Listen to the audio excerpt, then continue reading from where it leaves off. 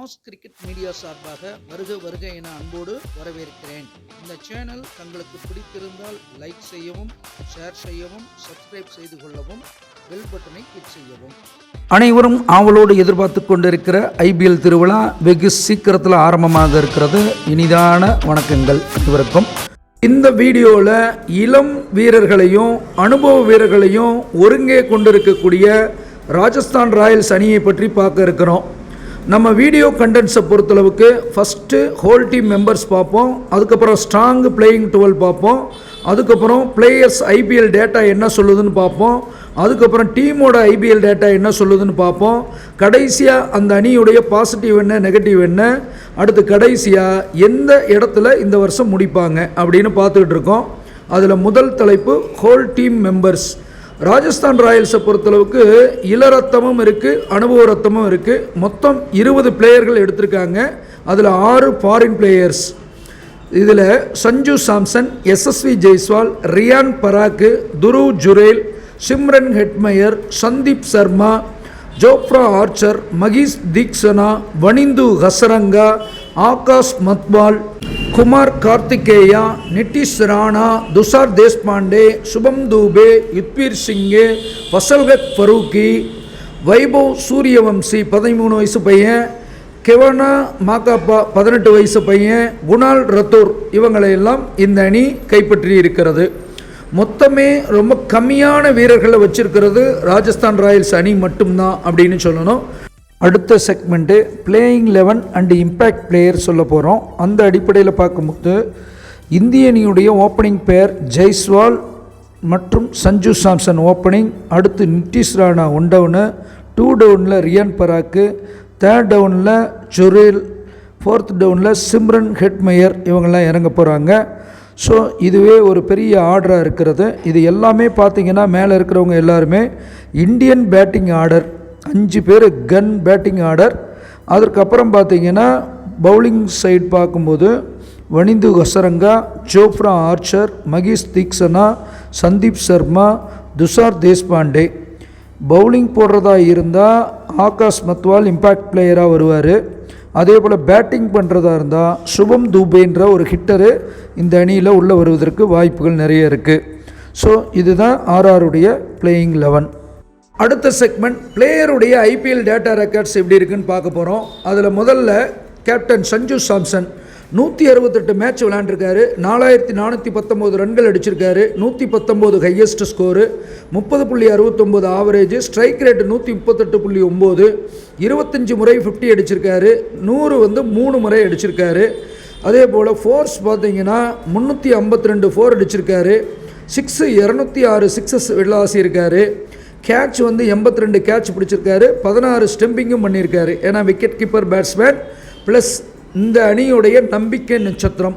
ஏன்னா இவர் ஹிட் பண்ண ஆரம்பிச்சிட்டாருன்னா எதிரணிகள் கலக்கம் அடைஞ்சிரும், அதில் ஒன்றும் மாற்று கருத்து இல்லை. அடுத்து மற்றொரு இந்தியன் ஓப்பனர் பார்த்தீங்கன்னா எஸ்எஸ்வி ஜெய்ஸ்வால் 53 மேட்ச் விளையாண்டுருக்காரு, 1607 ரன்கள் அடிச்சிருக்காரு, 124 highest score, average 32.14, strike rate 150.6, நல்ல ஸ்ட்ரைக் ரேட்டில் இருக்கார். அதே போல் 50s பார்த்தீங்கன்னா 9 முறை 50 அடிச்சிருக்காரு, 2 முறை 100 அடிச்சிருக்காரு, 198 ஃபோர்ஸும் 64 சிக்ஸும் அடிச்சிருக்காரு, 18 கேட்ச் பிடிச்சிருக்காரு இவருடைய கேரியரில். அடுத்த பிளேயர் நிட்டிஷ் ராணா. இவர் 107 மேட்ச் விளையாண்டுருக்காரு, 2636 ரன்கள் அடிச்சிருக்காரு, 87 இவருடைய highest score, average 28.3, strike rate 135.4, 18 முறை 50 அடிச்சிருக்காரு, இது வரைக்கும் செஞ்சுரி அடித்ததில்லை. ஃபோர்ஸ் பார்த்தீங்கன்னா 234 ஃபோர் அடிச்சிருக்காரு, 132 சிக்ஸ் அடிச்சிருக்காரு, கேட்ச் 24 கேட்ச் பிடிச்சிருக்காரு. இவர் ஒரு ஆல்ரவுண்டராகவும் இருக்கார். ஸோ 10 விக்கெட் எடுத்திருக்காரு, 2 விக்கெட்டுக்கு 11 ரன்கள் கொடுத்து எடுத்தது பெஸ்ட் பவுலிங் இவரோடது. ஆனால் எக்கானமி 8க்கு மேலே கொடுக்கறது அவ்வளோ சிறப்பில்லை, 8.40. ஸோ இவரை பொறுத்தளவுக்கு பேட்டிங் ஆல்ரவுண்டர் தான். அதனால் நிட்டிஷ் ராணா இந்த அணிக்கு கூடுதல் பலம். அடுத்தபடியாக ரியான் பராக்கு, இவர் ஒரு மேட்ச் வின்னர் தான் இந்த டீமுக்கு, பல காலமாக மோல்டு பண்ணி வச்சு இன்றைக்கி பெரிய ஜெயண்டாக வளர்ந்துருக்காரு. இவர் 70 மேட்ச் ஆடியிருக்காரு, 1173 ரன்கள் அடிச்சிருக்காரு, 84 ஹையஸ்ட்டு, 24.4 ஆவரேஜ், 135 ஸ்ட்ரைக் ரேட்டு, 6 முறை 50 அடிச்சிருக்காரு. இன்னும் ஒரு தடவை கூட செஞ்சுரி அடிக்கலை. இருந்தாலும் இவர் ஃபோர்ஸ் வந்து 84 4 அடிச்சிருக்காரு, 60 6 அடிச்சிருக்காரு, 37 கேட்ச் பிடிச்சிருக்காரு. நல்ல ஃபீல்டர். இவரை பொறுத்தளவுக்கு 4 விக்கெட் எடுத்திருக்காரு பவுலிங்கில். ஒரு விக்கெட்டு 7 ரன் கொடுத்து எடுத்தது தான் இவருடைய பெஸ்ட் பவுலிங். ஆனால் எக்கானமி பார்த்தீங்கன்னா 10.53. சப்போஸ் பவுலிங் யூனிட் யாராவது அடி வாங்கினாங்கன்னா இடையில 1 ஓவர் 2 ஓவர் போடுவதற்கு இவர் ரொம்ப உதவிகரமாக இருப்பார். ஸோ ரியன் பராக்கை பொறுத்தளவுக்கு இந்த அணிக்கு கூடுதல் பலமாக தான் பார்க்கப்படுகிறது. அடுத்தபடியாக RR வளர்த்து வரக்கூடிய இன்னொரு வீரர் பார்த்தீங்கன்னா துருவ் ஜுரேல். இவரும் இந்தியன் பிளேயர். இந்தியன் டெஸ்ட்லாம் நல்லா விளையாண்டுருக்காரு. ஸோ T20 பொறுத்தளவுக்கு 28 மேட்ச் விளையாண்டுருக்காரு. IBLல 347 ரன்கள் அடிச்சிருக்காரு. Highest score 56 run. Average 23.13. Strike rate சூப்பராக இருக்குது, 151. 2 முறை 50 அடிச்சிருக்காரு. 100 இது வரைக்கும் அடித்தது இல்லை. 29 முறை ஃபோர்ஸ் அடிச்சிருக்காரு. 16 6 அடிச்சிருக்காரு. 12 கேட்ச் பிடிச்சிருக்காருங்கிறதையும் நாம் சொல்லணும். இவர் ஒரு விக்கெட் கீப்பர் பேட்ஸ்மேன். இவரும் RRக்கு கூடுதல் பலம். அடுத்தபடியாக சிம்ரன் ஹெட்மேயர். இவரையும் ஆக்ஷனில் ஏன் இவ்வளோ காசு கொடுத்து தக்க வைக்கிறாங்கன்னு பலருடைய கேள்விக்குறியாக இருக்குது. இருந்தாலும் நீண்ட காலமாக இவரை வந்து ஹிட்டர்னு சொல்லி வச்சுருக்காங்க. அதை இந்த சீசனில் செய்வாரான்னு பார்ப்போம். இவர் 72 மேட்ச் விளையாண்டுருக்காரு. 1243 ரன்கள் அடிச்சிருக்காரு. 75 highest score, 31 average, 153 strike rate. அது ரொம்ப சூப்பராக இருக்குது. 4 முறை 50 அடிச்சிருக்காரு. இது வரைக்கும் 100 அடிக்கலை. 76 4 ரன்ஸ் அடிச்சிருக்காரு. 82 6 கூட அடிச்சிருக்காரு. ஸோ 32 கேட்சும் பிடிச்சிருக்காரு. நல்ல ஃபீல்டரும் கூட. இவரும் இந்த அணிக்கு கூடுதல் பலம். எல்லாரும் ஏன் இவ்வளவு தக்க வச்சாங்க, இவ்வளோ அமௌண்ட் கொடுத்துங்கிறதுல இவர் பேட்டால் இந்த சீசனில் சொல்கிறதுக்கும் வாய்ப்புகள் இருக்குது. அடுத்தபடியாக நாம் பார்க்குறது வனிந்து ஹசரங்கா. நல்ல T20 பவுலர், நல்ல ரேங்கிங்கில் இருக்கக்கூடிய பவுலர்.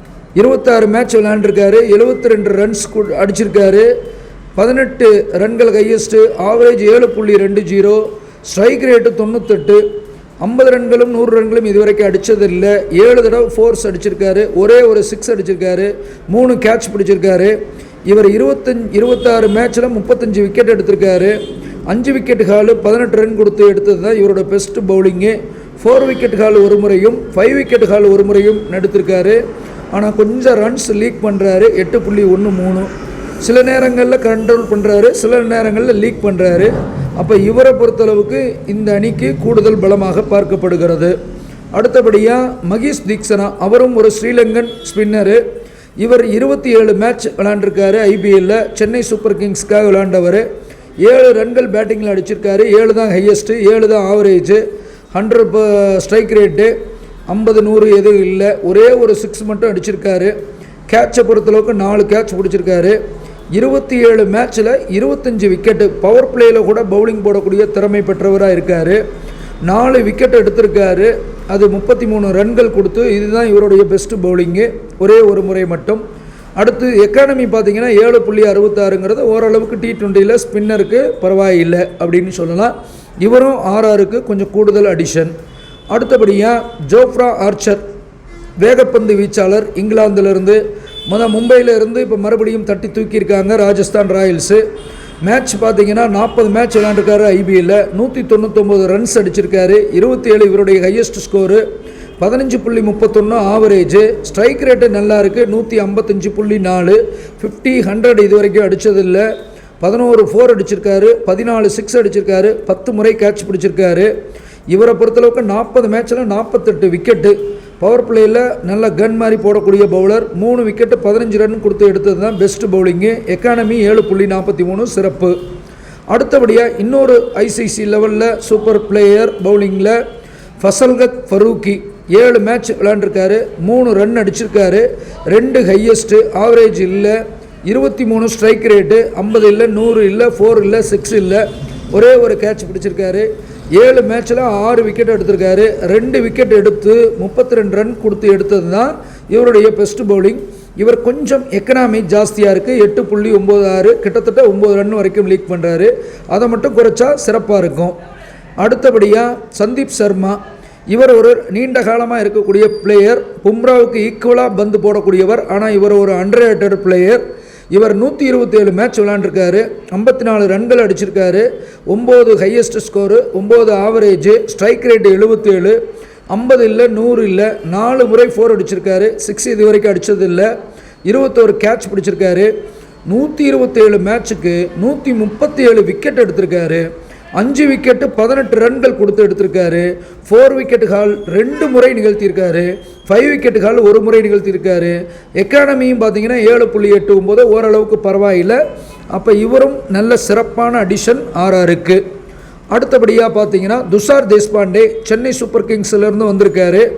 இவர் 36 மேட்ச்சில் 21 ரன்கள் அடிச்சிருக்காரு. 20 highest score, average 21, strike rate 150 இருக்குது. 50 இல்லை, 100 இல்லை, 2 4 அடிச்சிருக்காரு, 1 6 அடிச்சிருக்காரு. 6 கேட்ச் இது வரைக்கும் பிடிச்சிருக்காரு. இவரை பொறுத்தளவுக்கு பார்த்தீங்கன்னா 36 மேட்ச்சில் 42 விக்கெட் எடுத்திருக்காரு. நல்ல wicket taken bowler, opening bowler. So நல்ல ஸ்விங் பண்ணுறக்கு அமைப்பு இருக்குது. இவரோட பெஸ்ட் பவுலிங் பொறுத்தளவுக்கு பார்த்தீங்கன்னா 4 விக்கெட்டு 27 ரன் கொடுத்து 4 விக்கெட்டு எடுத்தது தான் பெஸ்ட் பவுலிங்கு.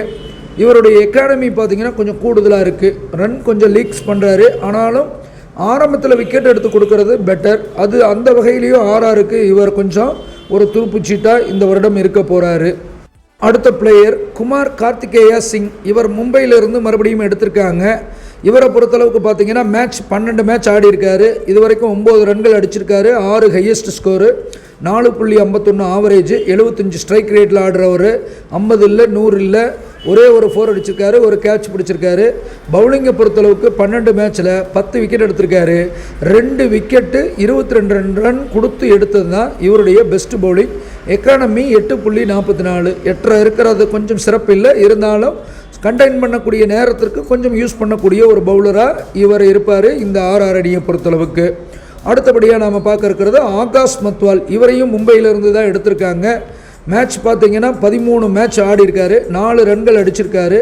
ஹையஸ்ட் ஸ்கோர் 4 தான். ஆவரேஜ் இல்லை, 80 ஸ்ட்ரைக் ரேட்டு, 50 இல்லை, 100 இல்லை, 4 இல்லை, 6 இல்லை. இவர் கேட்ச் ஒரே ஒரு கேட்ச் பிடிச்சிருக்காரு.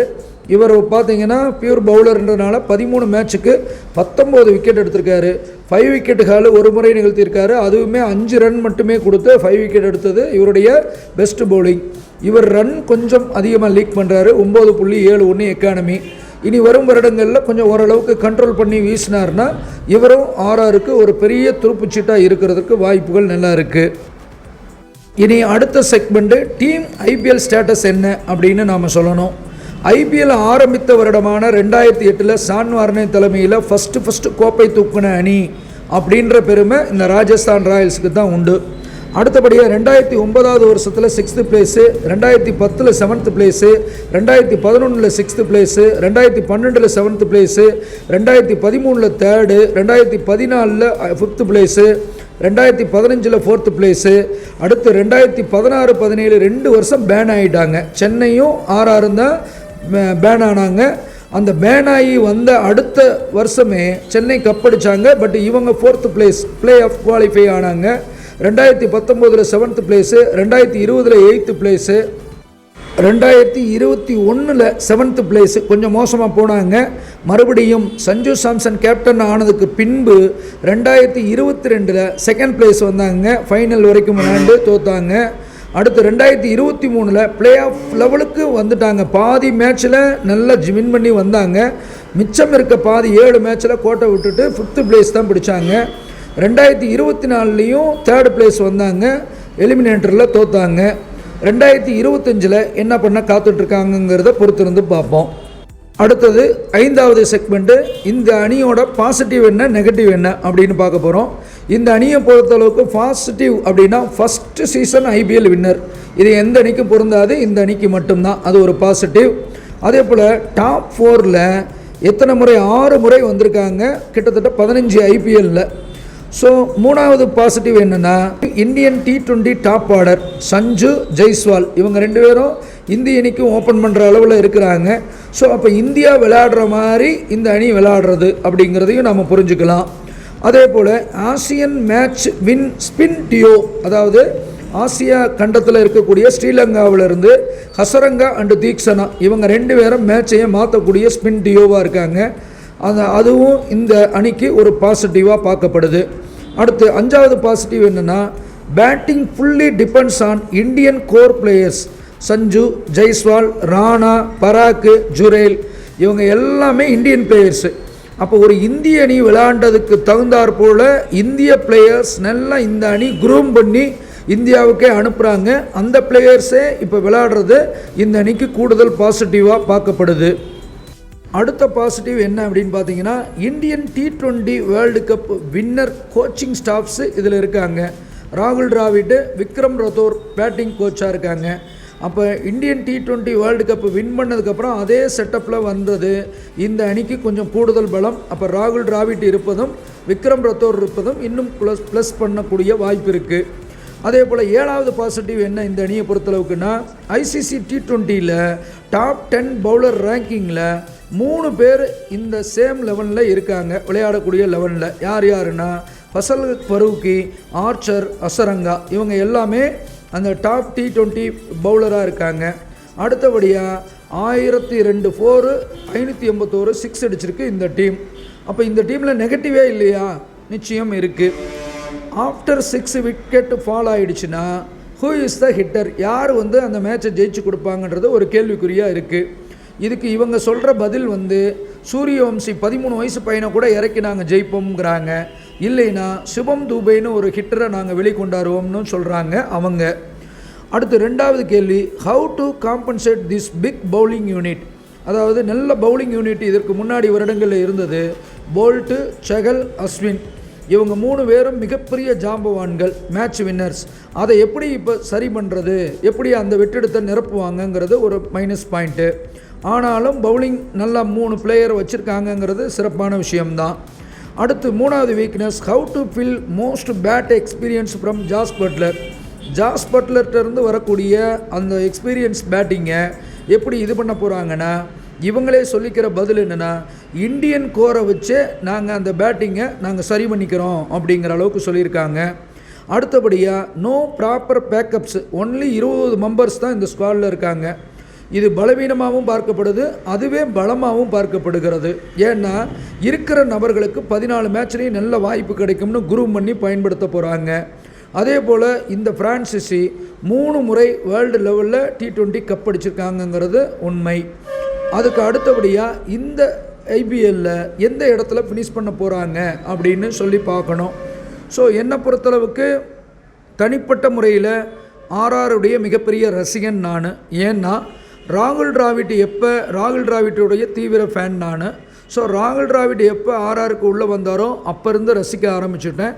அதுவும் இல்லாமல் இந்த சஞ்சு சாம்சன் 18 வயசுலேருந்து துடிப்பான ஆட்டத்தை வெளிப்படுத்துறதுலேருந்து அப்போ எனக்கு இன்னும் சஞ்சு சாம்சனையும் பிடிச்சது. ஸோ இந்த ஐபிஎல்லை பொறுத்தளவுக்கு கால் வலியினால் கோச் பண்ணுறாரு, அந்த வழியிலேயும் இருந்து டிராவிட்டு. மேலும் சஞ்சு பார்த்திங்கன்னா கை வலியிலிருந்து மீண்டு வர்றாரு. ஸோ இந்த அணி 3ஆம் இடத்தை பிடிக்கும் அப்படிங்கிறது என்னுடைய கருத்தாக இந்த ஐபிஎல்லை பொறுத்தளவுக்கு இருக்கிறது. கோப்படித்தாலும் ஆச்சரியப்படுவதற்கு இல்லை.